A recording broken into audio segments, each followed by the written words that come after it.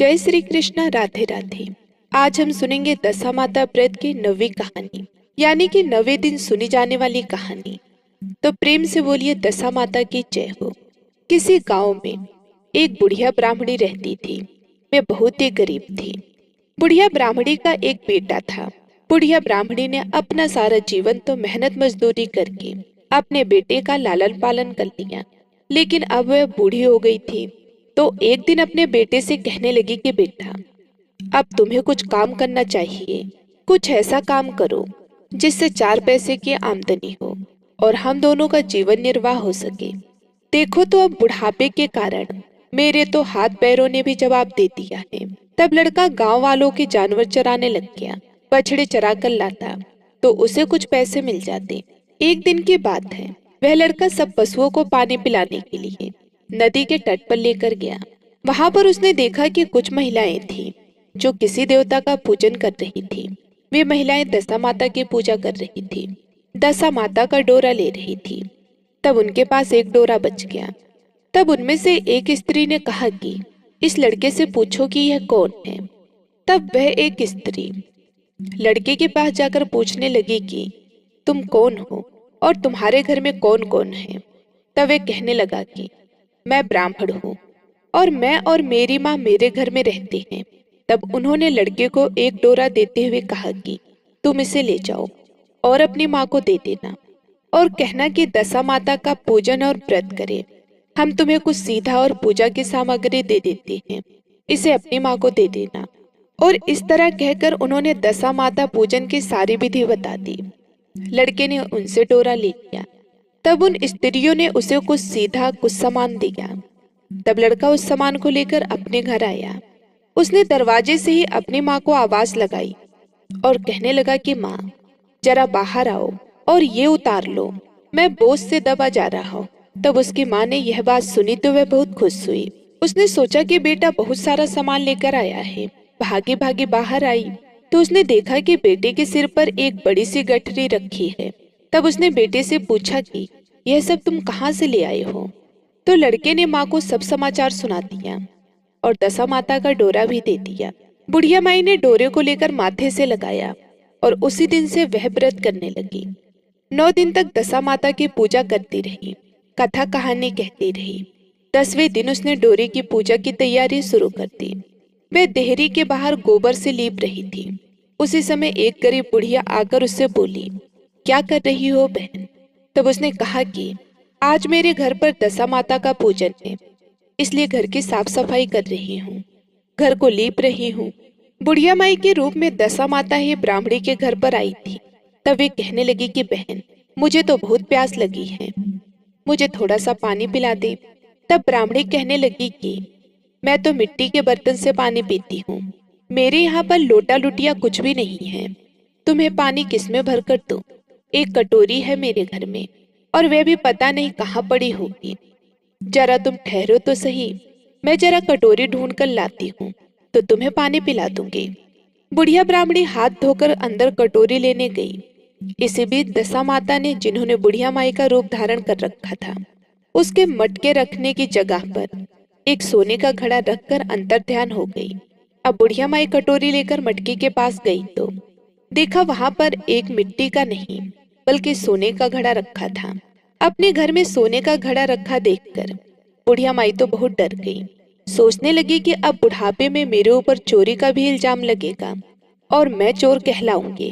तभी इतने में उसका बेटा वहां पर आ गया और माँ से पूछने लगा कि माँ, क्या बात है, तुम बड़ी चिंता में दिखाई दे रही हो।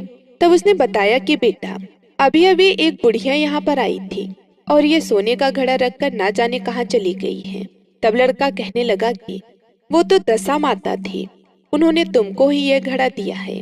दोबारा फिर वे आए तो उनके स्वागत में कोई कमी मत रखना, उनकी आज्ञा का पालन करना। जब तुम नदी पर नहाने जाओगे तो नदी घाट पर जो भी चीज मिले उसे दशा माता का वरदान समझकर, उनका प्रसाद समझकर ले लेना और किसी से भी कुछ भी पूछताछ मत करना, यह चीज किसकी है या कहाँ से आई है। बुढ़िया माई ने लड़के की बात सुनकर हाँ कर दी। नदी पर नहाकर निकली तो सोने का घड़ा भरा हुआ दिखाई दिया। उसके पास बहुत अच्छे अच्छे कपड़े भी रखे थे। तो बुढ़िया माई ने कपड़े पहन लिए, हाथ में घड़ा लेकर चलने को हुई तो 4 कहार एक डोली लेकर उसके पास आ गए। कहारों ने उसे डोली में बैठने को कहा तो बुढ़िया माई डोली में बैठ गई। जब घर पहुंची तो देखा कि टूटी फूटी झोपड़ी की जगह पर एक आलीशान महल खड़ा था। बुढ़िया माई महल के अंदर चली गई। वहां उन्होंने बड़ी श्रद्धा और भक्ति भाव से दशा माता के डोरे का पूजन किया और हाथ जोड़कर प्रार्थना करने लगी कि हे माता, जैसे तुमने मुझे संपत्ति दी है उसी तरह मेरे घर में एक सुशील बहू भी आ जाए, तभी यह सब शोभा देगा। अब कुछ दिनों बाद लड़के का विवाह भी हो गया। बहुत ही सुंदर सुशील बहू बुढ़िया माई के घर में आ गई। अब बुढ़िया ब्राह्मणी ने दोबारा से दशा माता से वरदान मांगा कि जैसे मेरा बेटा और बहुत सुशील और सज्जन है उसी तरह मेरे एक पोता भी हो जाए। दशा माता ने उसकी यह भी प्रार्थना स्वीकार कर ली और बुढ़िया माई के पास एक पोता भी हो गया। एक दिन बुढ़िया ब्राह्मणी अपने बहू को पास बैठाकर समझाने लगी कि बहू, हमारे पास जो भी यह सब सुख समृद्धि है यह सब दशा माता की दी हुई है। उन्हीं की कृपा से तुम इस घर में आई हो, उन्हीं की कृपा से तुम्हारे बेटा हुआ है। मेरे नहीं रहने के बाद भी यदि कोई मैले कुचैले कपड़े धारण करके या बुढ़िया माई तुम्हारे घर पे आए तो उसे अपने आंचल के छोर से पहुंचा देना, बिल्कुल भी घृणा मत करना और उनसे प्रार्थना करना कि हे माता, यह तो सब आपका ही दिया हुआ है। जब भी दशा माता का डोरा लेना हो तब तुम डोरा अवश्य लेना और श्रद्धा से उनका पूजन करना। जब भी तुम्हारे ऊपर कोई संकट आ जाए तो सुहागिनों को न्योता देना और दशा माता की कृपा से तुम्हारे सब संकट दूर हो जाएंगे और तुम्हारी सारी इच्छाएं भी पूरी हो जाएंगी। समय आने पर बुढ़िया माई का स्वर्गवास हो गया। तो एक दिन दशा माता ने सोचा कि चल बुढ़िया ब्राह्मणी के घर चलकर देखती होगी उसकी बहू सास के वचनों का पालन करती है या नहीं। तो एक दिन दशा माता ने एक बूढ़ी ब्राह्मणी का भेष बनाया और उसके घर पर आ गई। उसे देखते ही तो बहू खड़ी हो गई, उनके पैर छुए और अपने बच्चे को उनकी गोदी में दे दिया। उसकी श्रद्धा भक्ति से दशा माता बहुत ही प्रसन्न हुई और उन्होंने बहू को आशीर्वाद दिया कि बहू, तुम्हारे धर्म में बुद्धि है, भगवान सदैव तुम्हारा कल्याण करेंगे, तुम्हारे भंडारे हमेशा भरे रहेंगे, तुम जो भी इच्छा करोगी वे तुम्हारी इच्छा अवश्य ही पूरी होगी। हे दशा माता, जैसे आपने बुढ़िया ब्राह्मणी पर कृपा की वैसे ही कृपा सभी पर करना, सभी पर अपनी दया बनाए रखना। बोलिए दशा माता की जय हो। सभी कहानियों के साथ सुनी जाने वाली गणेश जी की कहानी। एक बार भगवान गणेश बाल रूप में चुटकी भर चावल और चम्मच में दूध लेकर पृथ्वी लोक में निकले। वे सबको अपनी खीर बनाने को कहते जा रहे थे, पर सबने उनकी बात को अनदेखा किया। इसी दौरान एक गरीब बुढ़िया ने उनका खीर बनाना स्वीकार कर लिया, एक भगोना चूल्हे पर चढ़ा दिया। इस पर गणेश जी ने घर का सबसे बड़ा बर्तन चूल्हे पर चढ़ाने को कहा। बुढ़िया ने बाल लीला समझते हुए घर का बड़ा भगोना उस पर चढ़ा दिया। कुछ देर में ही एक चमत्कार हुआ। गणेश जी के दिए चावल और दूध बढ़ गए और पूरा भगोना उससे भर गया। इसी बीच गणेश जी नहाने के बाद खीर खाने की बात कहते हुए वहां से चले गए। पीछे से बुढ़िया के पोते पोती आए तो भूख लगने पर बुढ़िया ने उन्हें वह खीर खिला दी। खीर बनते देख रहे पड़ोसन को भी बुढ़िया ने कटोरा भरकर खीर दे दी। बेटे की बहू ने भी चुपके से एक कटोरा खीर खाने के साथ एक कटोरा खीर छिपा दी। इसके बाद भूख लगी तो बुढ़िया ने भी खाने के लिए खीर हाथ में ले ली और बोली, आजा रे गणेशवा, खीर खा ले। तभी गणेश जी वहाँ पहुँच गए और बोले कि मैंने तो खीर पहले ही खा ली। जब बुढ़िया ने पूछा कि कब खाई, तब वो बोले कि जब तेरे पोते पोती पड़ोसन व बहू ने खाई तभी मेरा पेट भर गया। इसके बाद जब बुढ़िया ने बाकी बची खीर के उपयोग के बारे में पूछा तो गणेश जी ने उसे नगर में बांटने को कहा। जब बुढ़िया ने खीर बांटी तो राजा को भी इसका पता चल गया। इस पर उसने बुढ़िया को अपने दरबार में बुला लिया। सारा माजरा जानकर उसने बुढ़िया की खीर का भगोना अपने पास मंगा लिया। पर राजा के महल में जैसे ही वह पहुंचा तो उसमें कीड़े मकोड़े व जहरीले जानवर गिर गए। यह देख राजा ने वह बर्तन वापस बुढ़िया को दे दिया, जो उसके घर ले जाते ही वापस पहले जैसा हो गया। इसके बाद बुढ़िया ने फिर गणेश जी से बची हुई खीर के उपयोग के बारे में पूछा तो उन्होंने झोपड़ी के कोने में गाड़ देने को कहा। ऐसा कर बुढ़िया रात को सो गई। और गणेश जी उसकी झोपड़ी को लात मारते हुए अंतर्ध्यान हो गए। अगले दिन जब बुढ़िया उठी तो उसे अपनी झोपड़ी महल में बदली हुई और खीर के बर्तन सोने जवाहरातों से भरे मिले। गणेश जी की कृपा जानकर बुढ़िया काफी प्रसन्न हो गई। हे गणेश जी महाराज, आपने जैसा फल बुढ़िया को दिया वैसा सबको देना। कथा कहने वाले व हुकार भरने वाले और आसपास के सुनने वाले सबके भंडार भरे रखना। बोलिए गणेश जी महाराज की जय, भगवान शिव की जय, माता पार्वती की जय। एक बार एक गांव में एक बुजुर्ग महिला रहा करती थी। वह बहुत ही पूजा पाठ किया करती थी। वह रोज तुलसी माँ की पूजा करती थी। वह बुजुर्ग महिला रोज तुलसी माता से कहती कि हे तुलसी माँ, तुम मुझे बहू दो, पीताम्बर की धोती दो, मीठा मीठा ग्रास दो, बैकुंठ में वास दो, चटक की चाल दो, पटक की मौत दो, चंदन का काट दो, रानी सा काज दो, दाल भात का भोजन दो, ग्यारस की मौत दो और कृष्ण जी का कंधा दो। वे बुजुर्ग महिला हर महीने में तुलसी माता की रोज पूजा करती और उनके विरले को रोज सींचती।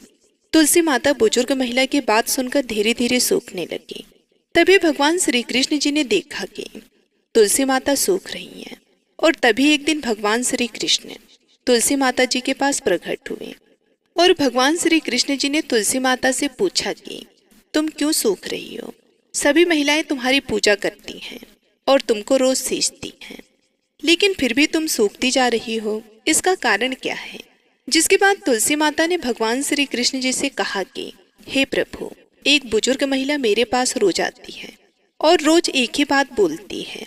कहती है कि हे तुलसी माता सबकी दाता, मैं तेरा बिरला सींचती हूँ, तुम मुझे बहू दे, पीताम्बर की धोती दे, मीठा मीठा ग्रास दे, बैकुंठ में वास दे, चटक की चाल दे, पटक की मौत दे, चंदन का काट दे, रानी सा रास दे, दाल भात का भोजन दे, 11 की मौत दे और कृष्ण जी का कंधा दे। मैं उस बुजुर्ग महिला की सारी मनोकामनाएं पूरी कर सकती हूँ, लेकिन उसकी एक मनोकामना पूरी नहीं कर सकती। मैं कृष्ण जी का कंधा कहाँ से दूंगी? भगवान श्री कृष्ण जी तुलसी माता की बात सुनकर जोर जोर से हंसने लगे और फिर भगवान श्री कृष्ण जी ने तुलसी माता जी से कहा कि तुम चिंता मत करो, जब एक बुजुर्ग महिला की मृत्यु होगी तब मौके पर मैं उसको कंधा दे दूंगा। अब सुबह जब वह पूजा करने आए तब कह देना कि सब कुछ तुम्हें मिल जाएगा। कुछ दिनों बाद वह वृद्ध महिला ठोकर खाकर रास्ते में गिरकर मर गई। पूरे गांव के सभी लोग आए और उस महिला को सभी लोग धर्मात्मा मानते थे। उसको तुलसी जी की डोकरी कहते थे। उसके परिवार में कोई भी नहीं था, इसलिए गांव वाले ने ही उसके अंतिम संस्कार करने की योजना बनाई और उसे नहलाकर जब बैकुंठी पर बिठाने के लिए उसे उठाने लगे तो उसका मृत शरीर इतना भारी हो गया था कि उसे कोई उठा ही नहीं पाया। यह सब देखकर वहां के सभी लोग तरह तरह की बातें करने लगे और कहने लगे कि यह इतना पूजा पाठ करती थी, हर समय माला फेरती थी, इसलिए यह इतनी भारी हो गई है। वे पूरे गांव में चर्चा होने लगी कि डोकरी माई कोई भक्ति नहीं करती थी, यह छल कपट करती थी। हम जिसे धर्मात्मा समझते थे वह पापी है जो कि किसी से भी नहीं उठ पा रही है। यह इसके कर्मों की सजा है। इधर भगवान ने सोचा कि मेरे भक्तों की निंदा हो रही है, इसलिए भगवान ने बूढ़े ब्राह्मण का भेष धारण करके वहां पर आए और वहां पर एक व्यक्ति से पूछने लगे कि यहाँ पर इतनी भीड़ क्यों लगी है, जिससे लोग कहने लगे कि यह डोकरी माई मर गई हैं और पाप इतना था कि जिससे ये उठ नहीं पा रही हैं। सब उठा उठा कर थक गए। तब ब्राह्मण ने कहा कि मुझे एक बात डोकरी के कानों में कहने दो, फिर वे देखो कैसे उठती हैं। तो सभी लोगों ने कहा कि आप भी प्रयास करके देख लीजिए। तब भगवान ने उस वृद्ध महिला के कानों में कहा कि हे डोकरी माई, देखो मैं आ गया हूँ। और जो डोकरी पूजा करते समय शब्द कहती थी वह शब्द उसके कानों में कहने लगे, तू बिड़ला सींच, तेरा मैं करूँ निस्तारा, मेरा डोकरी माई बहू ले, बेटी ले पोता ले, लड्डू ले पीताम्बर की धोती ले, गहना ले घी का घड़ा ले, मीठा मीठा खीर और पूड़ी ले, दाल भात का भोजन ले, धन दौलत ले, बेटा पोता को ले, काम ले, तुलसी को पताका ले, मुंह में गंगा जल ले, 11 के दिन ले, चंदन को दाग ले, श्री कृष्ण जी का कंधा ले। इतना सुनते ही डोकरी हल्की हो गई। भगवान ने बोला आओ और उसको उठाओ। भगवान ने हाथ लगाया और डोकरी उठ गई। सबको बड़ा ही आश्चर्य हुआ। उसे खूब धूमधाम से ले जाया गया। भगवान उसे अपने कंधे पर ले गए। पूरे गांव में इसकी चर्चा होने लगी, जिससे उसको मुक्ति मिल गई और वह बैकुंठ में चली गई। सभी लोग देखते रहे। सभी लोगों ने देखा कि शमशान घाट तक तो ब्राह्मण साथ ही आया था, लेकिन अब वह दिखाई नहीं दे रहा। इससे लोगों को समझ में आ गया कि वो कोई और नहीं, स्वयं भगवान बूढ़े ब्राह्मण के रूप में आए थे। बोलिए श्री राधा कृष्ण भगवान की जय। बोलिए श्री तुलसी शालिग्राम जी की जय।